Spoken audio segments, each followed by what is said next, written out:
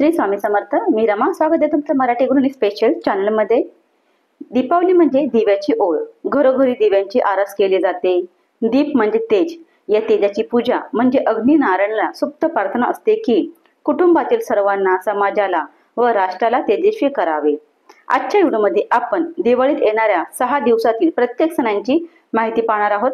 यामध्ये गोवत्स द्वादशी, वसुबारस, धनत्रयोदशी, यमदीपदान, धन्वंतरी जयंती, छोटी दिवाळी, काली चौदस, नरक चतुर्दशी, अभंग स्नान, गोवर्धन पूजा, लक्ष्मी कुबेर पूजन, बलिप्रतिपदा, दिवाळी पाडवा, वही पूजन, भाऊबीज, यमद्वितीया, यमदीपदान या सर्वांची मी तुम्हाला माहिती देणार आहे.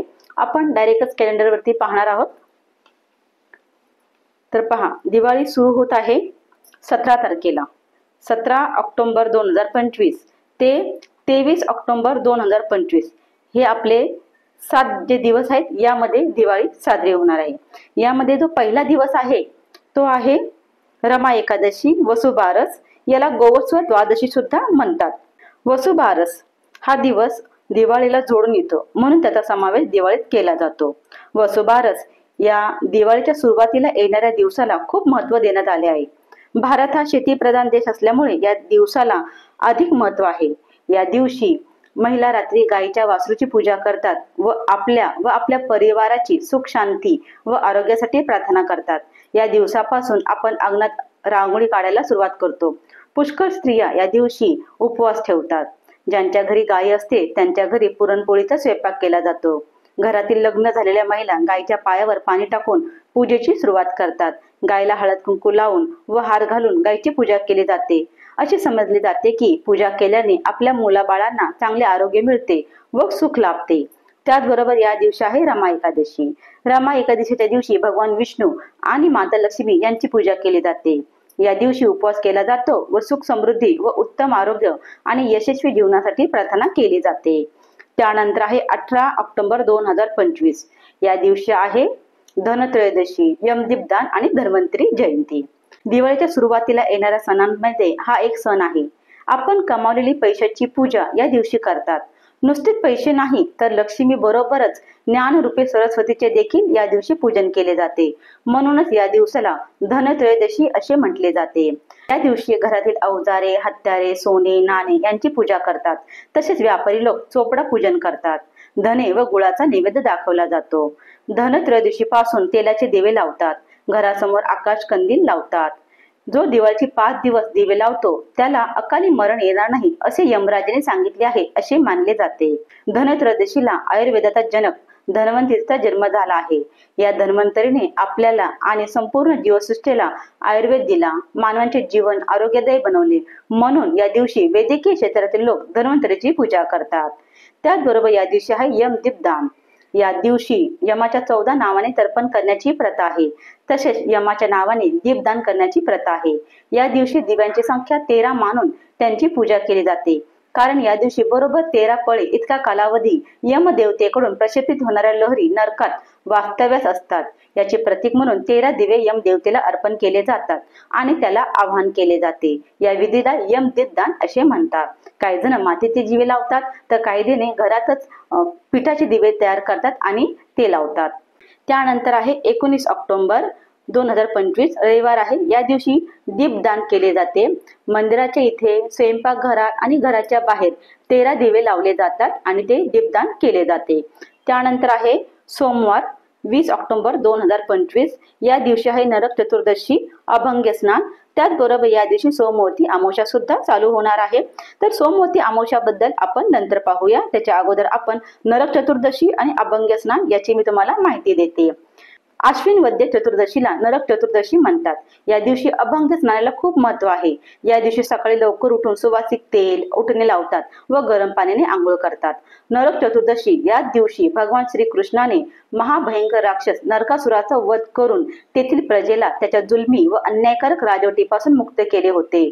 प्राचीन कथेनुसार नरकासुराने तप करून ब्रह्मदेवांना प्रसन्न करून कुणाकडूनही वध होणार नाही असे वर प्राप्त केले होते. भगवान श्रीकृष्णाने अशा या महादानवाचा वध करून धर्माची लढाई जिंकली म्हणून या दिवसाला अधिक महत्त्व आहे.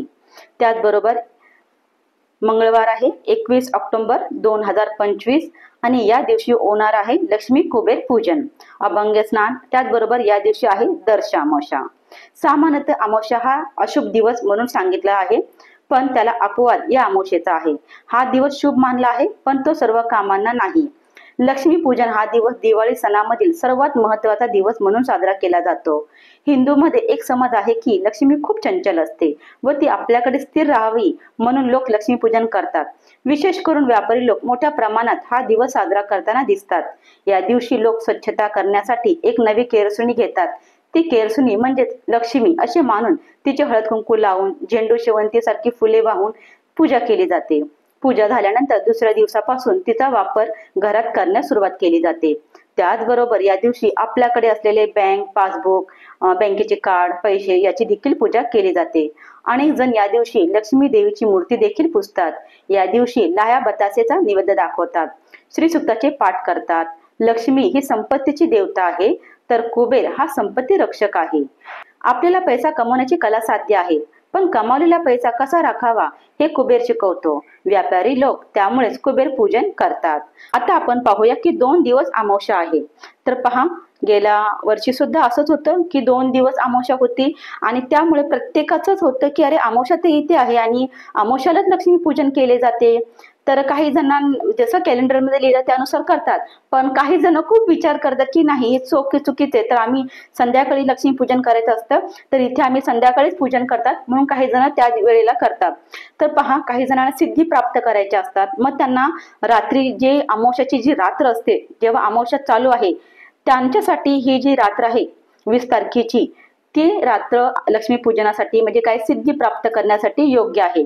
पण आपण जे साधे आहोत त्यांच्यासाठी लक्ष्मी कुबेर आपल्याला मंगळवारी करायचं आहे 21 तारखेला. तर त्याची मी तुम्हाला थोडक्यात माहिती देते. 20 ऑक्टोबर 2025 रोजी दुपारी 3:45 अमावस्या तिथी सुरू होणार आहे. तर 21 ऑक्टोबर 2025 रोजी संध्याकाळी 5:55 अमावस्याची समाप्ती होणार आहे. ही तिथी सोमवारी सुरू होते, त्यामुळे याला सोमवती अमावस्या म्हटलं जातं. आता लक्ष्मी पूजनाचे काही नियम आहेत, पण हे जे काही नियम आहेत हे पटकन कोणाला कळणार नाहीत, त्याच्यामुळे मी एकदम साधं सिंपल मध्ये तुम्हाला सांगते. तर पहा, लक्ष्मी पूजनासाठी स्थिरता आवश्यक असते. आता स्थिर लग्न म्हणजे काय, तर स्थिरता दर्शवणारा योग. देवी लक्ष्मीची पूजा अशा स्थिर मुहूर्तावर केली जाते जेणेकरून देवीचे घरात स्थिर वास्तव्य व्हावे आणि संपत्ती दीर्घकाळ टिकून राहावी. प्रदोष काळ, आता हा पहा, प्रदोष काळ इथे असणार आहे सोमवारी. प्रदोष काळ अस्थिर किंवा 2 काळांच्या दिवस आणि रात्र म्हणजे संधी काळातील मानला जातो, जो धनाची स्थिरता मिळवण्यासाठी योग्य मानला जात नाही. आणि कर्मकांडामध्ये काय म्हणजे आपल्या धर्मशास्त्रानुसार प्रत्येक देवतेच्या पूजनासाठी आणि त्या पूजनाचे पूर्ण फळ मिळवण्यासाठी एक विशिष्ट आणि शुभ मुहूर्त निश्चित केला असतो. लक्ष्मी देवीचे आवाहन करण्यासाठी आणि तिची स्थापना करण्यासाठी जो शुभ आणि स्थिर काळ आवश्यक असतो तो प्रदोष काळात पूर्ण होत नाही, म्हणजे इथे पूर्ण होत नाही. त्यामुळे लक्ष्मीची कृपा आणि संपत्तीची स्थिरता मिळावी म्हणून लक्ष्मीचे जे पूजन आहे ते प्रदोष काळानंतर म्हणजे स्थिर मुहूर्तावर आपल्याला करावं लागतं. मग स्थिर मुहूर्त कुठे आहे, तर स्थिर मुहूर्त आपला इथे असणार आहे. त्यामुळे लक्ष्मी पूजन, लक्ष्मी स्थिर व्हावी यासाठी आपल्याला 21 तारखेला मंगळवारी लक्ष्मी पूजन करायचे आहे. त्यानंतर आहे 22 ऑक्टोबर 2025 बुधवार. या दिवशी अभंग स्नान, दिवाळी पाडवा, बलिप्रतिपदा आणि वही पूजन आहे. अत्यंत दानशूर परंतु दान कोणाला द्यावे याची जाण नसलेला बलिराजाला भगवान श्री विष्णूने वामनावतार घेऊन पाताळ धाडल्याचा हा दिवस. त्रिपाद भूमी दान मागून वामनाने बलिराजाला जरी पाताळ धाडले असले तरी सर्वार्थाने त्याचे कल्याणच केले आहे.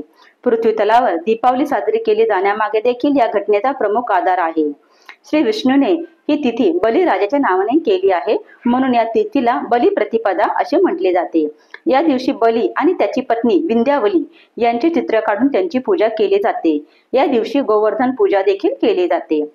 भारतीय हिंदू संस्कृतीनुसार 3.5 मुहूर्तातील एक मुहूर्त म्हणून या दिवसाला विशेष महत्त्व देण्यात आलेले आहे. बलिप्रतिपदा या दिवशी इडापिडा टळो व बळीचे राज्य येवो म्हणून बळीराजाची पूजा करतात. या दिवशी शेतकरी आपल्या शेताच्या बांधावर जाऊन दिवा लावतो. तसेच या दिवसापासून विक्रम संवत्सर प्रारंभ होत असल्याने व्यापाराचे नवे वर्ष देखील या दिवशी सुरू होते. आपल्या व्यवसायाची पूजा करून नव्या उमेदीने कामाला लागतात. या दिवसाला पाडवा म्हणून देखील ओळखले जाते. या दिवशी पत्नी आपल्या पतीला उटणे लावून अभंग स्नान घालते व नंतर ओवाळते. नवरा देखील आपल्या पत्नीला खुश करण्यासाठी छान अशी एखादी भेटवस्तू देतो. पती पत्नीच्या अतूट नात्यासाठी देखील हा दिवस साजरा केला जातो. गोवर्धन पूजा. गोवर्धन पूजा ज्याला अन्नकूट म्हणजे अन्नाचा डोंगर देखील म्हणतात. या दिवशी लोक त्यांचे घर आणि पिकांचे रक्षण केल्याबद्दल भगवान श्रीकृष्णाच्या कृतज्ञता व्यक्त करतात. गोवर्धन पूजेच्या सर्वात महत्त्वाच्या विधीपैकी एक म्हणजे अन्नाचा ढिगारा तयार करणे, जे गोवर्धन पर्वताचे प्रतीक आहे, जे भगवान कृष्णाला अर्पण केले जाते आणि नंतर कुटुंबातील सदस्य समुदायामध्ये वितरित केले जाते. हा विधी अन्नकूट किंवा अन्नाचा पर्वत म्हणून ओळखला जातो. मंदिरामध्ये भक्त धान्य, भाज्या, मिठाई आणि इतर स्वादिष्ट पदार्थापासून बनवलेले भव्य अन्न अर्पण करतात, जे विपुलता आणि कृतज्ञतेचे प्रतीक आहे. त्यानंतर आहे 23 ऑक्टोबर 2025 गुरुवार. या दिवशी आहे भाऊबीज आणि यमद्वितीया. कार्तिक शुद्ध द्वितीया म्हणजेच यमद्वितीया. यमद्वितीयेलाच भाऊबीज असे म्हटले जाते. या दिवशी यम आपली बहीण यमुना हिच्या घरी जेवायला गेला, म्हणून या दिवसाला यमद्वितीया असे नाव मिळाले. भावा बहिणीच्या नात्यासाठी दिवाळीच्या या मोठ्या सणामध्ये एक दिवस असतो, तो म्हणजे दिवाळीचा शेवटचा दिवस भाऊबीज. या दिवशी भाऊ बहिणीकडे हक्काने प्रेमाने जातो. तसेच या दिवशी बहीण भावाला ओवाळून त्याच्या समृद्धीची व दीर्घायुष्यासाठी प्रार्थना करते. भाऊ देखील आपल्या लाडक्या बहिणीला उपहार देऊन खुश करतात. लग्न झालेल्या मुली देखील या दिवशी आपल्या लाडक्या भावासाठी माहेरी येतात. अशी ही दिवाळीची माहिती मी तुम्हाला दिलेली आहे. व्हिडिओ जर आवडला असेल तर प्लीज लाईक करा, शेअर करा. त्याचबरोबर काही राहिलं असेल तर ते कमेंट मध्ये मला सांगा. आणि अशाच व्हिडिओसाठी मराठी गुड स्पेशल चॅनलला सबस्क्राईब करा. दिवाळीच्या खूप खूप शुभेच्छा.